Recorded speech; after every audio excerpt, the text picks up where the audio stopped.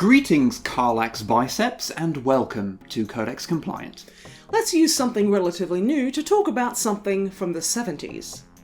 In 2023, the world was blessed by the full release of Baldur's Gate 3, and it's pretty great even if you're like us and have very little experience with the series previously. I just remember rolling a sorcerer in the first game when I was like 14 and then giving up after I got murdered in the first 10 minutes. But anyway, Baldur's Gate 3 adapts tabletop Dungeons & Dragons into a video game as faithfully as feels possible right now. I don't think we really need to gush about the game too much, as Baldur's Gate 3 is good is not exactly a controversial opinion, and its praises have been sung widely by all and sundry, like they're bards trying to get that achievement for getting 100 gold coins. The game's also quite horny. You know, occasionally. Which may also be very in line with your D&D games. I don't know your party. And for the sake of engagement, why don't you tell us in the comments which character you're romancing? I'm currently going after Karlach. And my bard fell for Gale. But one thing we found quite fun about Baldur's Gate 3 is that one of the party members / playable characters, Lae'zel, is a Githyanki, everybody's favourite button-nosed red dragon riding misanthropes. And the Githyanki are, without giving away any spoilers for those who haven't played it yet, pretty important to the overall story of the game. Hell, you can even make your own custom one to play as if you like. And they also have a slightly interesting real-world past that intersects with what we normally make videos about. Basically, this video is an excuse to play and think about Baldur's Gate 3 while we're pretending to work on a video. And you are all accessories to that now. The Githyanki are not from the mind of Gary Gygax or what have you. They originate from Games Workshop's magazine White Dwarf. Yes, for better or worse, the Githyanki are British. More specifically, they're from White Dwarf issue 12 from 1979. They show up as part of the Fiend Factory column that we've talked about at length in a previous video. The short version is that Fiend Factory was a column for readers to submit their own enemy creatures for Dungeons & Dragons, making it effectively an unofficial piecemeal monster manual.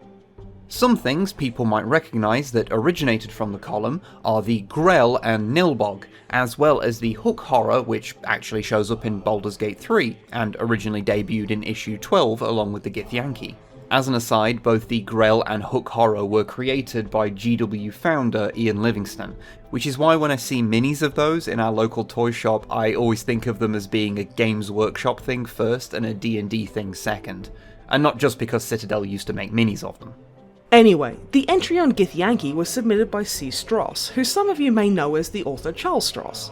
Often we don't even remark upon it because it's usually not really important to what we're talking about, but whenever we mention a name from an old tabletop gaming publication, there's like a 50-50 chance that that person has gone on to have a successful writing career in the years since. Almost like the people who like to think about fictional worlds might have one or two ideas about some of their own that they might want to jot down. In the original entry, the Githyanki are described as a race descended from evil humans who were enslaved by mind flayers long ago, but were eventually able to throw off their shackles. Now, dwelling in the outer planes, they possess the ability to project themselves into the material realm, where they set up underground bases to launch raids not only on their former captors, but also humans. They are quite rare, always evil aligned, worship a Lich Queen, have ornate armour, and often carry silver swords. According to an interview Stross did sometime around the late 90s, the Githyanki were created for his own D&D adventures when he was a teenager, and they're made of a grab bag of influences, with the Mind Flayer connection probably being a nod to Larry Niven's The World of Patavs, their connection to red dragons, which isn't mentioned here but would come up later, taken from Michael Moorcock's Elric books, and even the name Githyanki is taken directly from the name of an alien race in the 1977 novel Dying of the Light by Game of Thrones author George R.R. Martin. Since it's one of those kinds of sci-fi novels that need a glossary at the end, we have a convenient short description of what those Dying of the Light Githyanki were like. Githyanki. Rangan slave race, often termed soul-sucks by humans.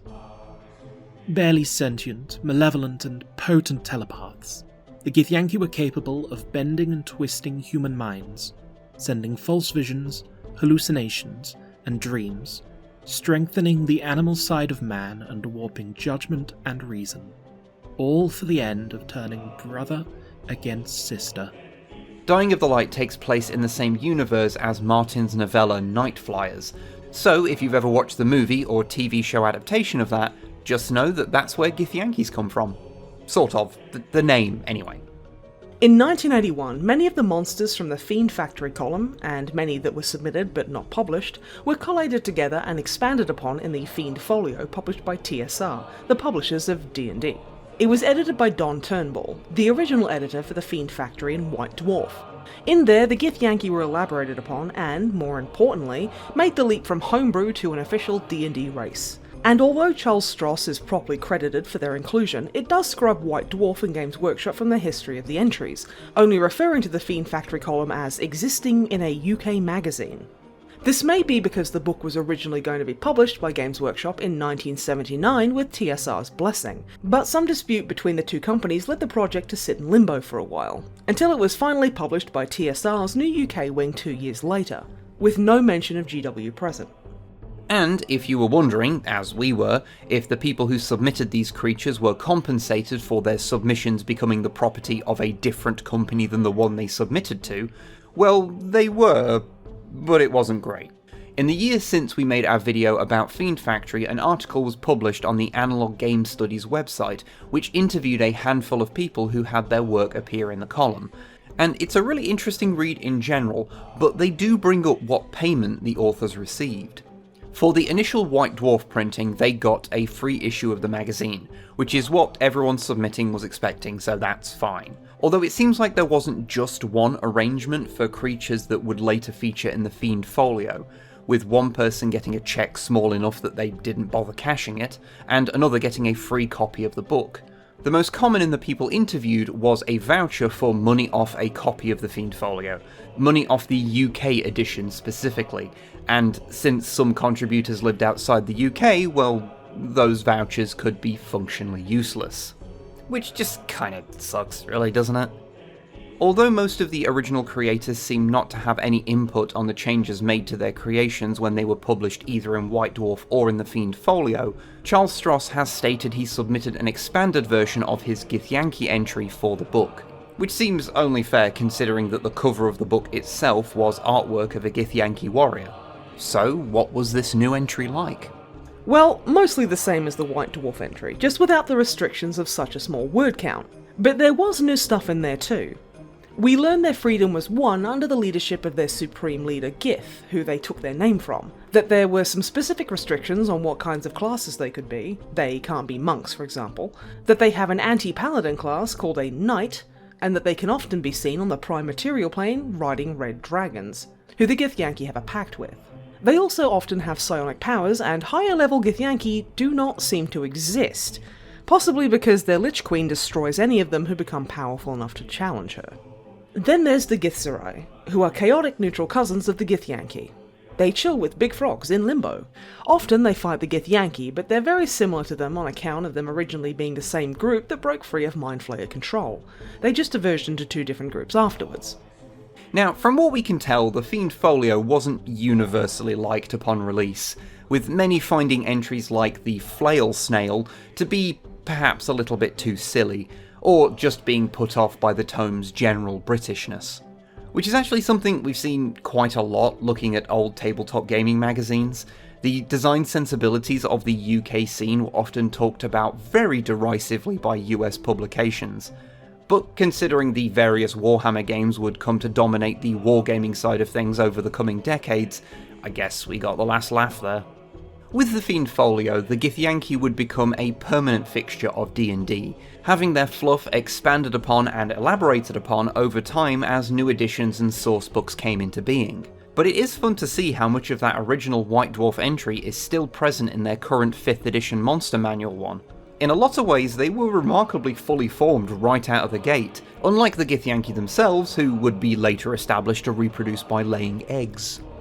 Plus, although Baldur's Gate 3 is probably their highest profile appearance, they have shown up in other D&D video games before this. Those just didn't have such beautifully handcrafted cutscenes of you having sex with them in there. Did we mention that Baldur's Gate 3 can be quite horny? So, what was the point of this video? Well, we just thought that all of this was just really interesting. It shows how something that could just be viewed as a fantasy race from D&D is actually the product of the 70s homebrew scene in the UK, created by a teenager mashing together elements of sci-fi and fantasy fiction of the time, and then filtered through another big name in the tabletop gaming space before ending up in D&D proper after some corporate kerfuffle. And there are plenty of other creatures in D&D who have similar backstories thanks to the Fiend Folio. I mean, even just looking at the other things Charles Stross submitted, he's also the person behind the inclusion of the Death Knight, who have shown up all over the place, and the Slardy, who are those big frogs we mentioned earlier and can't help but like on account of them being big frogs. The origins of the Githyanki demonstrate how these kinds of huge fictional worlds are usually the product of countless people throwing ideas and influences into a big pot and seeing what comes out. If the mix is right, then it can be more than the sum of ideas borrowed from other places and become something new. And sometimes that means the fantasy race you came up with for a campaign when you were 14 can still be around 4.5 decades later. Although you should probably not just nick the name for your new creations from a book you read without changing anything about it. Something Stross has acknowledged, to be fair. But then it's not like anyone submitting stuff to the Fiend Factory column thought they were going to become an official part of the D&D universe. They weren't to know that money would still be made on them today. Because if they did, they might have asked for a little more than a copy of White Dwarf and a voucher that they may or may not be able to use. So, there you go. A little bit of history on the Githyanki. And at least now you know why Lae'zel is, like that.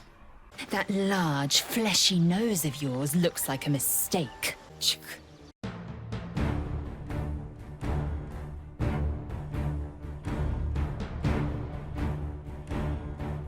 Howdy!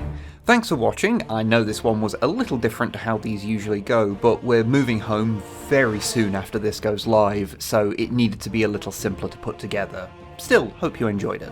We also tried to avoid using anything too spoilery from after Act 1 of Baldur's Gate 3 and the B-roll that we used, but I really want to talk about so much of that game. Like, how good is the big optional boss fight, the one with that piece of music in it? Anyway, you know the drill. We have a Patreon if you want to help us out and see these videos a little early whilst getting your name in the credits. We have merch, we're on Blue Sky, we stream, we do a movie podcast. We are all over the place. You will find us, whether you like it or not.